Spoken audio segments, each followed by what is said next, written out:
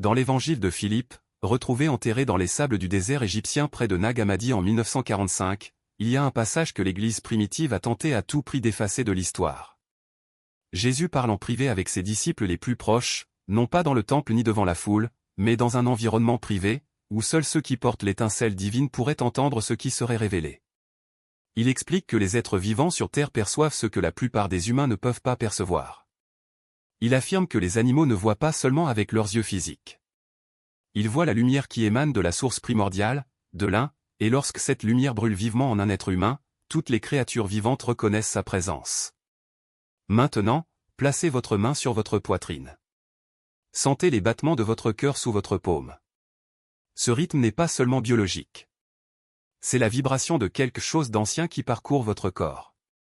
Si jamais un animal vous regardait avec une intensité qui semblait surnaturelle, si des chats vous observaient de loin, si des chiens se calmaient à côté de vous sans raison apparente, si des oiseaux se posaient près de vous en fuyant les autres, ce que vous allez découvrir donnera enfin un nom à ce que vous avez toujours ressenti mais que vous n'avez jamais su expliquer. Ce n'était pas de l'imagination. Cela n'a jamais été le cas. Si quelque chose de plus profond que la simple curiosité vous a amené ici, dites maintenant, je porte la lumière. Ce n'est pas juste une phrase. C'est une reconnaissance. Les autres qui partagent cette même essence verront vos paroles et sauront qui vous êtes. Ce soir, je vais partager l'enseignement exact que Jésus a transmis sur les raisons pour lesquelles les animaux voient ce que les aveugles spirituellement ne peuvent pas voir. 3 éléments. Une vérité ancienne. La clé pour comprendre pourquoi le monde vivant réagit différemment à votre égard. L'Église a essayé de détruire cette connaissance parce qu'elle révélait quelque chose de trop puissant, de trop libérateur, de trop vrai. Cela a montré que nous n'avons pas besoin d'intermédiaires pour valider ce que toutes les créatures sur Terre savent déjà de nous. Pour comprendre pourquoi les animaux vous réagissent comme ils le font, vous devez d'abord comprendre qui vous êtes réellement. Pas ce que les religions vous ont dit, pas ce que la société a programmé dans votre esprit, mais qui vous êtes au niveau le plus profond de votre existence. Les anciens gnostiques, ceux qui ont préservé les enseignements originaux de Jésus avant que l'Église ne les déforme, savaient qu'il existe 3 types d'êtres humains qui parcourent la Terre. Non pas séparés par la race, la richesse ou la position sociale, mais par quelque chose de bien plus essentiel, la lumière. Ils appelèrent le premier groupe les Iliciens. Ce sont des êtres de matière pure. Ils mangent, dorment, travaillent, meurent. Ils ne portent aucune étincelle divine. Ils ne peuvent rien percevoir au-delà du physique, car il n'y a rien en eux qui résonne avec des fréquences plus élevées. Les animaux ne s'intéressent pas aux Illiques. Il n'y a rien à voir. Le deuxième groupe est composé de médiums. Ceux-ci ont une faible étincelle, une flamme qui parfois brille et d'autres fois s'éteint. Ils ont l'intuition qu'il y a quelque chose de plus, mais ils ne peuvent pas maintenir le lien. Ils doutent, ils oublient, ils se rendorment. Les animaux peuvent les regarder, mais leur regard ne s'attarde pas. Et puis il y a le troisième type, les pneumatiques, les élus. Ceux qui portent une étincelle divine complète, un fragment de l'un, source de toute conscience, le vrai Dieu au-delà du faux créateur. Lorsqu'un pneu parcourt le monde, il émet une fréquence que la plupart des humains ne détectent pas, mais les animaux ne ressemblent pas à la plupart. Ils n'étaient pas conditionnés par la société. Ils n'ont pas appris à ignorer ce qu'ils perçoivent. On ne leur a pas appris à douter de leur sens. Lorsqu'un chien vous observe depuis le trottoir, lorsqu'un chat vous regarde sans ciller, lorsqu'un oiseau sauvage se pose près de vous et ne s'envole pas, il ne réagit pas à votre corps. Ils réagissent à ce qu'il y a en lui. Respirez profondément maintenant. Inspirez lentement par le nez, maintenez pendant un moment. Libérez l'air. En expirant, ressentez l'espace autour de votre corps qui semble s'étendre au-delà de la peau. Ce n'est pas une illusion. C'est votre corps de lumière. C'est ce que voient les animaux. L'un, la véritable source, existe à une fréquence si élevée que le monde matériel ne peut pas le percevoir directement. Des fragments de celui-ci étaient dispersés dans cette réalité, emprisonnés dans des formes physiques, cachés dans des corps humains. Vous faites partie de ces destinataires. La lumière de l'un brûle en vous, et bien que la plupart des humains y soient aveugles, le règne animal ne l'est pas. Mais voici ce que l'Église n'a jamais voulu que vous sachiez. L'Évangile de Thomas, autre texte enfoui dans les sables d'Égypte pour échapper à la destruction, contient un discours de Jésus adressé uniquement à son entourage. Il a dit que si votre œil ne fait qu'un, votre corps tout entier sera rempli de lumière. L'Église a enseigné cela comme une métaphore. Ce n'était pas le cas. Jésus a décrit le mécanisme réel par lequel la lumière de l'un devient visible. Lorsque vous êtes divisé, fragmenté par la peur, le doute et la confusion, votre lumière est dispersée. Cela affaiblit. Cela devient difficile à comprendre. Mais lorsque vous vous unifiez, lorsque votre conscience s'aligne sur votre nature divine, la lumière se concentre. Cela s'intensifie. Il devient impossible pour tout être conscient de l'ignorer. C'est la véritable raison pour laquelle l'Église a supprimé ces enseignements. Non pas parce qu'ils étaient faux, mais parce qu'ils étaient vrais. Parce qu'ils ont travaillé. Parce qu'ils donnaient aux gens un accès direct à leur propre pouvoir divin, sans avoir besoin d'un prêtre comme intermédiaire. Réfléchissez bien. Si vous saviez que les animaux peuvent voir leur état spirituel, si vous compreniez que chaque chien, chaque chat, chaque oiseau est un miroir vivant reflétant leur connexion avec l'un, auriez-vous encore besoin d'une église pour vous dire si vous êtes sauvé? Auriez-vous besoin d'un prêtre pour valider votre valeur? Auriez-vous besoin d'une institution pour confirmer ce que toutes les créatures autour de vous savent déjà? C'est une connaissance dangereuse. Maintenant, approfondissons le mécanisme lui-même, car le comprendre change tout. Le démiurge, le faux créateur identifié par les gnostiques comme le dieu du monde matériel, a construit cette réalité comme une sorte de prison, un piège fréquentiel. Tout ici est conçu pour vous maintenir endormi, déconnecté de l'un. Pour lui faire croire qu'il n'est que chair, os et réactions chimiques. Les archontes, serviteurs du démiurge, patrouillent dans cette prison. Ils se nourrissent d'émotions de basse fréquence, peur, désespoir, confusion, colère. Ce sont vos sources d'énergie. Mais il y a quelque chose qu'ils ne peuvent pas faire. Les archontes ne peuvent pas percevoir la fréquence de l'un. Elle est trop grande. C'est hors de leur portée. Lorsque vous rayonnez de la lumière depuis la source, vous devenez invisible pour elle. Et c'est exactement pourquoi les animaux peuvent le voir, alors que les archontes ne le peuvent pas. Les animaux vivent dans un état de pure présence. Ils ne sont pas accablés par des constructions mentales. Ils ne portent pas le poids des illusions. Ils le sont tout simplement. Et c'est pourquoi ils reconnaissent, sans hésitation, la lumière que vous portez. Avec les mains sur les centres d'énergie, prononcez doucement mais fermement, je suis la lumière. Je suis la présence. Je suis la source manifestée. Ne demandez pas la permission. Ne demandez pas de confirmation. Dites comme quelqu'un qui sait déjà. La voix qui parle n'est pas celle de l'ego, mais celle de l'un lui-même qui résonne à travers vous. Chaque mot doit porter le poids de la vérité, et non celui du doute. Portez maintenant votre attention sur le plexus solaire, juste au-dessus du nombril. Ressentez-y l'énergie, comme un deuxième soleil, plus dense, plus terrestre. Tandis que la lumière du cœur est expansive, celle du plexus solaire est dirigée. C'est le point où la volonté rencontre la manifestation. Respirez profondément et, en expirant, laissez cette énergie s'aligner sur celle de votre cœur. Ne forcez pas, remarquez simplement comment les deux sphères de lumière commencent à communiquer, comme si elles synchronisaient leurs fréquences. Lorsque vous sentez qu'ils sont en harmonie, déclarez « Ma volonté est la volonté de la source ». Ce que je décrète, l'univers obéit. Ce n'est pas une commande vide de sens. C'est la reconnaissance que votre intention, lorsqu'elle est alignée avec l'un, est déjà réalité avant même qu'elle ne se manifeste sur le plan physique. Les archontes craignent cette vérité car elle dissout l'illusion de séparation qui soutient leur contrôle. Intégrons maintenant le troisième volet, la cohérence. Pour ce faire, vous devrez examiner 3 couches de vous-même, la pensée, l'émotion et le corps et vous assurer qu'elles pointent toutes dans la même direction.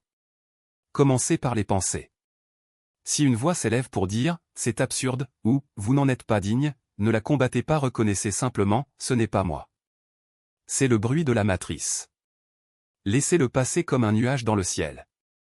Votre vraie nature n'est pas celle du penseur, mais celle de l'observateur des pensées. Ensuite, vérifiez vos émotions. S'il y a de la peur, de l'anxiété ou de la résistance, ne les supprimez pas, respirez profondément et demandez « Qu'est-ce que cette émotion essaie de me dire ?» Souvent, la peur n'est que l'ombre de la lumière qui est sur le point d'émerger. Transformez-le en curiosité. Au lieu de « Et si ça ne marche pas ?» demandez « Et si cela fonctionnait au-delà de ce que j'imaginais ?» L'émotion s'aligne lorsque vous arrêtez de la combattre et commencez à la conduire. Enfin, le corps. Il est le dernier à se rendre, car il a été entraîné pendant des années à obéir à la peur. Remarquez s'il y a des tensions dans vos épaules, votre mâchoire et vos mains. Relâchez chaque muscle, comme si vous vous fondiez dans la terre. Sentez la gravité vous tirer vers le bas tandis que la lumière de votre cœur vous tire vers le haut. Vous n'êtes pas obligé de choisir entre les deux. Lorsque la cohérence est atteinte, le corps devient un canal et non un obstacle. Maintenant, avec les 3 couches alignées, faites la déclaration finale, je suis la lumière que je reconnais. Je suis l'autorité que je proclame. Je suis la cohérence qui unifie. Que ma fréquence amplifie et éclaire ce qui est caché. Sentez la lumière dans les centres énergétiques répondre, non pas comme une flamme grandissante, mais comme un soleil qui a toujours été là, maintenant perçu dans toute son intensité. Lorsque vous avez terminé, ne vous levez pas tout de suite. Restez silencieux quelques minutes en observant ce qui se passe en vous. Vous pouvez ressentir une sensation de picotement dans vos mains, une légère pression sur votre front ou simplement un profond calme. N'interprétez pas. Soyez-en simplement témoin. Ces sensations sont des signes que la fréquence se stabilise dans votre domaine. Avant d'ouvrir les yeux, faites une dernière déclaration, je me souviens. J'ai toujours su. Ce n'est pas une mémoire du passé, mais du présent éternel. Les animaux qui vous observent avec ce regard pénétrant ne voient rien de nouveau en vous. Ils reconnaissent ce qui a toujours été là.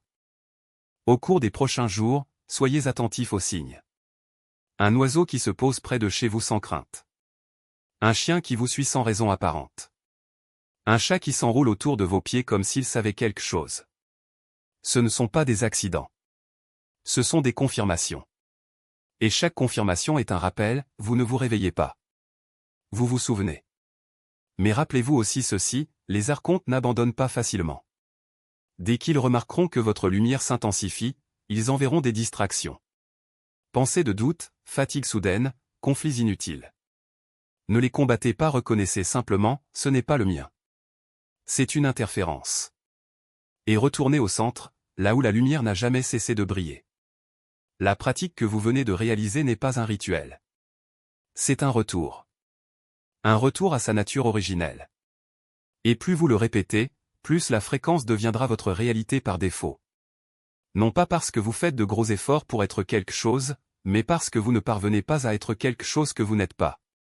Ceux qui suivaient ces enseignements dans le passé étaient appelés illuminés, enseignants, saints. Mais ces titres sont des pièges. Ils créent une distance entre vous et ce qui existe déjà. Vous n'avez pas besoin de devenir un maître. Vous êtes déjà la source. Il ne reste plus qu'à arrêter d'oublier. Lorsque vous restez conscient de la lumière qui brûle déjà en vous, vous n'invoquez pas quelque chose d'extérieur. Il ne s'agit pas de demander de la lumière, vous êtes la lumière. Il ne s'agit pas de rechercher une connexion, vous êtes connecté. Il ne s'agit pas d'attendre une protection, vous êtes protégé par votre propre nature. Remarquez la différence dans votre corps lorsque vous prononcez ces affirmations. On constate un redressement de la colonne vertébrale, un renforcement de la posture, une expansion de la poitrine. C'est une cohérence qui commence à se former. Enfin, permettez à chaque partie de vous de s'aligner sur ce qui a été déclaré. Laissez votre corps se détendre réellement. Laissez vos émotions s'installer en paix. Laissez votre esprit s'installer dans la certitude. Ce n'est pas un effort. C'est la livraison. Vous n'essayez pas de devenir quelque chose, vous vous autorisez à être ce que vous avez toujours été. Maintenez cet état tant qu'il coule naturellement. Lorsque des pensées surgissent, ne les combattez pas, ramenez simplement votre attention sur la lumière. Lorsque le doute murmure, reconnaissez-le comme une interférence des archontes et laissez-le passer sans engagement. Lorsque vous ouvrirez les yeux, vous ne serez plus le même. Le monde qui vous entoure sera identique, mais votre perception ne viendra plus du même endroit. Au cours des prochains jours, observez comment les animaux réagissent à votre égard. Ils confirmeront ce qui a changé avant toute remarque humaine. C'est cette pratique qui a été effacée. C'est ce que l'Église primitive a brûlé, non pas parce que c'était dangereux comme il le prétendait, mais parce que c'était libérateur d'une manière qu'il ne pouvait pas permettre. Lorsque vous aurez terminé cette pratique ce soir, vous remarquerez peut-être quelque chose dans les jours à venir. Le premier signe est un changement de perception. Les couleurs paraîtront plus vives. Les sons sont plus clairs. Cela se produit parce que la fréquence de la monade, lorsqu'elle est activée, améliore vos sens. Le deuxième signe est un changement dans votre base émotionnelle. Les angoisses qui coulaient sous vos pensées commencent à s'apaiser. Non pas parce que vos problèmes ont disparu, mais parce que vous avez cessé de les remarquer après la rupture. Le troisième signe est la façon dont les animaux réagissent à votre égard. D'une manière différente. Les chiens qui vous ignoraient auparavant s'approcheront de vous. Les chats qui vous évitent rechercheront votre présence. Les oiseaux resteront près de vous. C'est la reconnaissance. Il y a une raison pour laquelle vous avez trouvé cette vidéo ce soir, pas demain, ni la semaine prochaine, mais aujourd'hui. La même force qui a dispersé la monade dans des vaisseaux physiques est la même qui vous a guidé ici en ce moment même. Vous étiez censé recevoir cet enseignement avant de dormir, pendant que votre fréquence augmente, pendant que les mots résonnent encore dans votre conscience. Ce que vous détenez maintenant n'est pas une théorie. Ce n'est pas de la philosophie. C'est une pratique que Jésus a enseignée à ceux qu'il a reconnus comme porteurs de l'étincelle divine complète, les poignées d'amour, les élus. Ceux qui se sont toujours sentis différents parce qu'ils étaient différents. Vous en faites partie. Les animaux l'ont toujours su. Maintenant, j'ai besoin que tu fasses 3 choses. Tout d'abord, commentez les mots « Ma lumière est allumée » sous cette vidéo. Ce n'est pas un engagement pour l'algorithme. C'est une déclaration. Lorsque vous écrivez ces mots, vous scellez votre intention. Les autres personnes choisies verront votre commentaire et le reconnaîtront. Tu n'es pas seul. Deuxièmement, abonnez-vous à cette chaîne et activez les notifications. Ce que j'ai partagé ce soir n'est que le début. Il existe des enseignements plus profonds, des pratiques plus puissantes, des connaissances enfouies depuis des siècles et qui refont désormais surface pour ceux qui sont prêts à les recevoir. Lorsque la vidéo suivante apparaîtra, vous saurez qu'il est temps de passer à votre prochain mouvement. Troisièmement, aimez cette vidéo pour que l'algorithme ne la supprime pas. Le système ne souhaite pas que cette information se propage. Tous les likes s'opposent à cette suppression. Chaque partage ramène un autre élu à la maison. Faites les 3 choses maintenant, avant de continuer votre nuit. Lorsque vous vous allongez pour dormir, souvenez-vous de ce que vous avez appris ici. N'oubliez pas que la lumière de la monade brûle en vous. N'oubliez pas que les animaux voient ce que les humains ont oublié de voir. N'oubliez pas que vous ne demandez pas de connexion à la source, vous êtes la source qui s'expérimente à travers un vaisseau humain. 3 composantes, reconnaissance, autorité, cohérence. Une pratique ancestrale. Accès illimité à qui vous avez toujours été. L'enseignement qui a été effacé vous a trouvé. Maintenant, allez et laissez votre lumière être vue.